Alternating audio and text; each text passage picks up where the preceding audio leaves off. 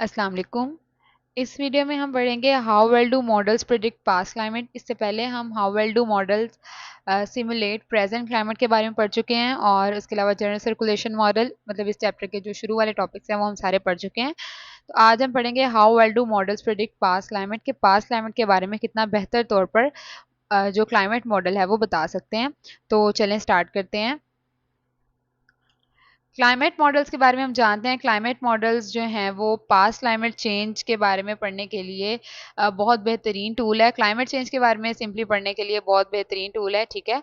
और इसके थ्रू हमें मतलब मॉडल के थ्रू हम ये पता लगा सकते हैं, हम ये समझ सकते हैं कि क्लाइमेट चेंज क्यों हुआ है, क्लाइमेट चेंज के मेन कॉजेज़ क्या हैं और उसकी बेस पे हम फ्यूचर की प्रिडिक्शन भी कर सकते हैं कि फ्यूचर में जो है मज़ीद किस तरह का जो है वो क्लाइमेट चेंज हो सकता है।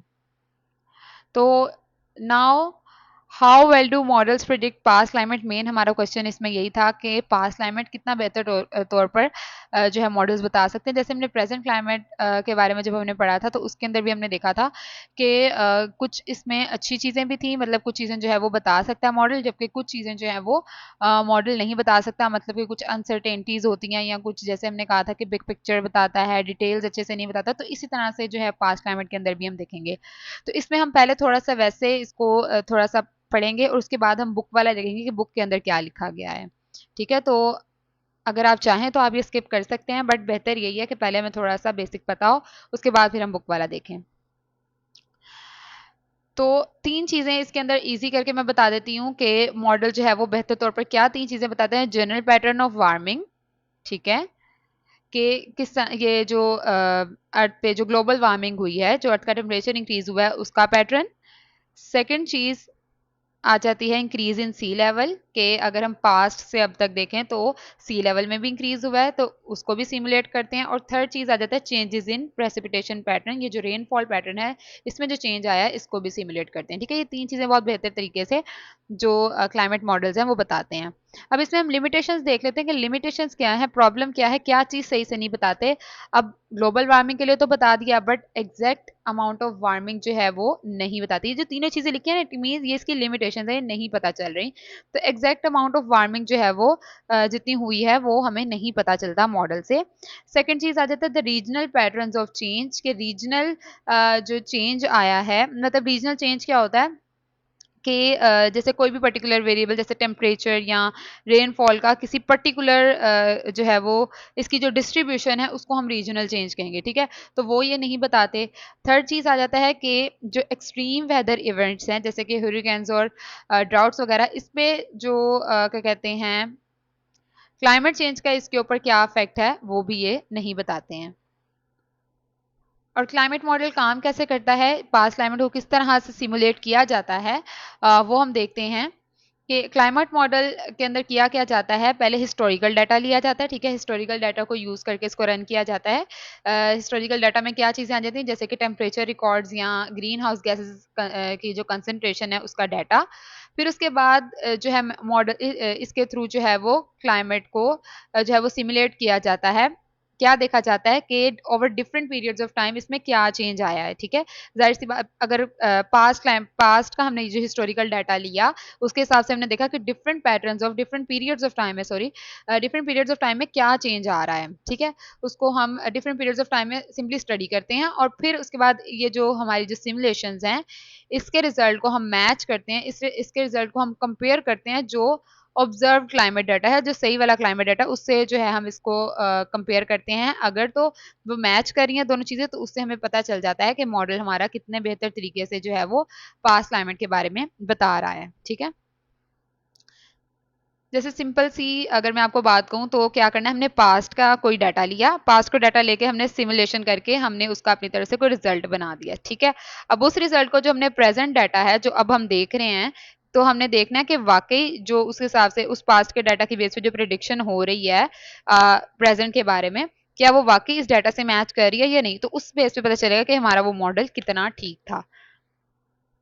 तो यहाँ तक तो हमने थोड़ा सा वैसे इसकी बेसिक देख ली कि क्या चीज़ें उसकी हमने समझ ली, एडवांटेजेस देख लिए कि क्या चीज़ें हमें पता चल रही हैं, ठीक है। फिर उसके बाद हमने इसकी लिमिटेशंस देख ली और फिर उसके बाद हमने इसकी वर्किंग देख ली कि किस तरह से जो है वो पास्ट डाटा को जो है वो प्रिडिक्ट किया जाता है, किस तरह से क्लाइमेट काम करता है, सॉरी क्लाइमेट मॉडल किस तरह से काम करता है।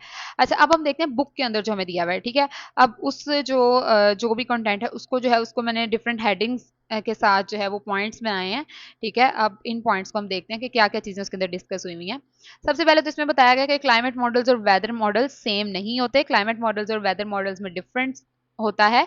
क्या डिफरेंस होता है कि क्लाइमेट मॉडल्स जो हैं वो लॉन्ग टर्म चेंजेस को बताते हैं, ठीक है, उसको समझने के लिए यूज होते हैं अर्थ क्लाइमेट के। जबकि जो वेदर मॉडल हैं ये शॉर्ट टर्म वेदर पैटर्न्स के बारे में बताते हैं, ठीक है। तो क्लाइमेट मॉडल्स जो अगर सिंपली मैं बताऊं तो क्लाइमेट मॉडल्स जो हैं वो ज़्यादा कॉम्प्लेक्स होते हैं, ठीक है। क्योंकि ये बहुत सारे जो फैक्टर्स हैं उनके बारे में बता रहे हैं, जैसे कि changes in green house gases और ओशन करंट, ये सारी चीज़ें इसके अंदर इन्वॉल्व होती हैं। जबकि जो वेदर मॉडल्स हैं ये जो है वो वेदर के बारे में मतलब कुछ दिनों का ये डाटा बताते हैं, ठीक है।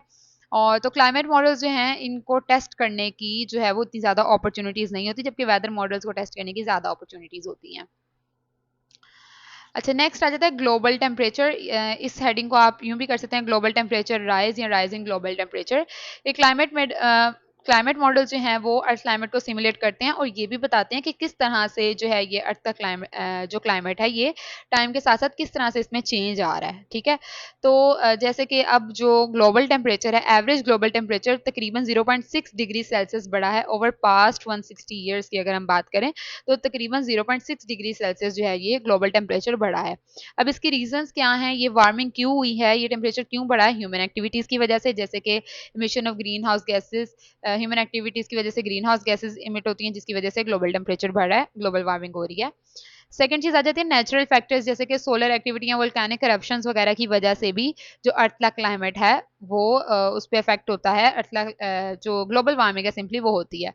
तो साइंटिस्ट जो है वो इस बारे में भी स्टडी कर रहे हैं कि किस तरह से जो क्लाइमेट चेंज है उसके क्या कॉजेज हैं और कैसे बेहतर तौर पर बेहतर मॉडल्स बनाए जा सकते हैं फ्यूचर की वार्मिंग के बारे में प्रेडिक्ट करने के लिए। जो पास्ट डाटा है उसकी बेस पे फ्यूचर की वार्मिंग पे प्रेडिक्ट करने के लिए किस तरह से बेटर मॉडल्स जो हैं वो बनाए जा सकते हैं। नेक्स्ट आ जाता है मॉडल एक्यूरेसी के। अब हमने ये भी तो देखना है कि मॉडल हमारा सही से काम कर रहा है कि नहीं, मॉडल हमने सही बनाया है नहीं। तो ये जो लार्ज स्केल टेम्परेचर पैटर्न्स हैं जो कि क्लाइमेट मॉडल सिमुलेट करते हैं, तो इनको क्या किया जाता है, इनको मैच किया जाता है ऑब्जर्व चेंजेस के साथ। ये भी हमने पहले भी ये पॉइंट पढ़ा कि क्या है कि जो हमें रिजल्ट मिला मॉडल से, उसको हमने जो हम चेंजेस देख रहे हैं रियल में, उसके साथ हमने उसको मैच करना है, ठीक है। उससे पता चलता है कि मॉडल जो है वो एक्यूरेट मैनर में काम कर रहा है या नहीं कर रहा। फिर भी कुछ अनसर्टेनिटीज होती हैं क्लाइमेट मॉडल्स के अंदर, जैसे कि पर्टिकुलरली अगर हम बात करें कि ये their sensitivity to changes in factors like greenhouse gas level वगैरह। इसमें क्या है कि ये जो फैक्टर्स की जो चेंजिंग है इस पे ये ज़रा सेंसिटिव होते हैं, ठीक है। ये इसमें अनसर्टेनिटी है, मतलब कि सही से जो चीज़ें ये नहीं बता रहे। ये क्यों होती है, क्योंकि जो क्लाइमेट सिस्टम है वो बहुत ज़्यादा कॉम्प्लेक्स है, ये हम जानते हैं कि बहुत सारे ऐसे फैक्टर्स हैं जो इस पे अफेक्ट कर रहे हैं, उसके बारे में हम नहीं समझते, नहीं अभी हमने स्टडी किया, तो इसलिए जो है वो ये बहुत ज़्यादा कॉम्प्लेक्स है, तो इसलिए ये अनसर्टेनिटी होती है। अच्छा, नेक्स्ट आ जाता है मॉडल टेस्टिंग। तो क्लाइमेट मॉडल को मज़ीद टेस्ट करने के लिए क्या किया जाता है कि साइंटिस्ट जो हैं वो क्या करते हैं, सिंपल पहले इसको हम सिंपल तरीके से देखते हैं, उसके बाद हम ये पढ़ते हैं कि क्या है कि जो साइंटिस्ट हैं वो क्या करते हैं, वो जो पास्ट क्लाइमेट डाटा है, ठीक है, पास्ट क्लाइमेट डाटा की बेस पे जो प्रिडिक्शन होती है, ठीक है, उसको कंपेयर करते हैं। किस चीज़ से कंपेयर करते हैं, ये इंडिकेटर्स के थ्रू जो हमें रिजल्ट मिल रहा है उससे। अब देखते हैं इसका मतलब क्या है, कि मतलब क्या है कि साइंटिस्ट जो हैं वो मज़ीद पास्ट के बारे में पढ़ने के लिए प्रॉक्सी इंडिकेटर्स का यूज़ करते हैं। प्रॉक्सी इंडिकेटर्स क्या है, सिंपली अगर हम प्रॉक्सी इंडिकेटर्स इसको छोड़ के वैसे मैं आपको बताऊँ प्रॉक्सी इंडिकेटर का मतलब क्या होता है, कि वो चीज़ें हैं जो कि किसी चीज़ को मेजर करने के लिए यूज़ होती हैं, मतलब कि अगर किसी चीज़ को हम डायरेक्टली मेजर नहीं कर सकते, उसको इनडायरेक्टली मेजर करने के लिए यूज़ होती हैं। तो ये जो प्रॉक्सी इंडिकेटर जैसे कि पॉलन्स, आइस कोर्स और ओशन सेडिमेंट को लेके इनसे पास्ट क्लाइमेट कंडीशंस के बारे में पता लगाया जाता है, मतलब कि इनको देख के पास्ट क्लाइमेट कंडीशंस के बारे में जो एस्टीमेट लगाया जाता है, ठीक है। और वो जो एस्टीमेट लगाया जाता है, वो जो रिजल्ट होता है उसको जो है वो हमारे मॉडल के रिजल्ट के साथ मैच किया जाता है कि क्या ये दोनों जो मॉडल हमें जो चीज़ें बता रहा है क्या वो और ये दोनों चीज़ें मैच हो रही हैं या नहीं हो रही। तो इस तरह से मॉडल को जो है वो टेस्ट किया जा सकता है। अच्छा, पास्ट क्लाइमेट सिमुलेशन के जो है model, climate model past climate changes को भी सिमुलेट करने के लिए यूज होता है, जैसे कि mid Holocene and last glacial maximum. अब मिड होलोसीन और लास्ट ग्लेशियल मैक्सिमम में क्या चेंज आया है, जैसे मिड होलोसीन जो है वो अगर हम अब बात करें तो जो है ये अब के हिसाब से पहले जो है वो ज़्यादा वार्मर था, और जो लास्ट ग्लेशियल मैक्सिमम है ये अब के हिसाब से पहले जो है वो ज़्यादा कोल्डर था। तो इसके ये जो पास्ट क्लाइमेट चेंजेस है इसके बारे में भी स्टडी करने के लिए क्लाइमेट मॉडल्स जो हैं वो यूज़ होते हैं, ठीक है। और ये जो these simulations generally capture the overall trend seen in past climate data के ओवरऑल ट्रेंड्स इसमें हमें पता चलते हैं, लेकिन फिर भी स्पेसिफिक रीजनल डिटेल्स जो हैं वो स्पेसिफिक जो रीजन की डिटेल्स हैं वो डिफरेंट मॉडल के हिसाब से डिफरेंट जो है वो ये वेरी कर सकती हैं, ठीक है। तो ये सारा था हमारा कि how well do model simulate past climate change या पास्ट क्लाइमेट। तो इसके अंदर सबसे पहले तो हमने वैसे इसका थोड़ा सा इंट्रोडक्शन देखा, उसके बाद हमने देखा कि क्या इसमें ये 3 मेन चीज़ें जो अच्छे से बता सकता है। फिर इसकी हमने लिमिटेशन देखी और किस तरह से ये काम करता है, और फिर उसके बाद हमने बुक के अंदर जो लिखा हुआ है उसके बारे में हमने देखा कि पहले उसमें क्लाइमेट मॉडल, वेदर मॉडल के बारे में बताया हुआ है कि इनमें क्या डिफरेंस है। फिर बताया हुआ कि किस तरह से अर्थ का जो टेम्परेचर है वो राइज़ कर रहा है, उसकी रीज़न्स क्या हैं, और किस तरह से मॉडल को हम चेक कर सकते हैं कि वो एक्यूरेटली काम कर रहा है कि नहीं कर रहा, अनसर्टेनिटीज़ क्या हो सकती हैं, ठीक है। और मॉडल को मज़ीद किस तरह से टेस्ट किया जा सकता है, और जो मॉडल है वो पास्ट क्लाइमेट के जो पास्ट क्लाइमेट चेंजेस हैं उसके बारे में भी बताता है। तो उम्मीद है आपको इसकी अच्छे से समझ आई होगी। अगर आपको इसकी अच्छे से समझ आई है तो मुझे कमेंट सेक्शन में ज़रूर बताएं, और वीडियो को लाइक करें, चैनल को सब्सक्राइब करें। उसके अलावा अगर आपको कोई भी किसी किस्म की प्रॉब्लम है तो आप कमेंट सेक्शन में पूछ सकते हैं, और डिस्क्रिप्शन में इंस्टाग्राम का लिंक मेंशन किया हुआ है तो प्लीज़ वहाँ पर भी हमें फॉलो करें। Thank you.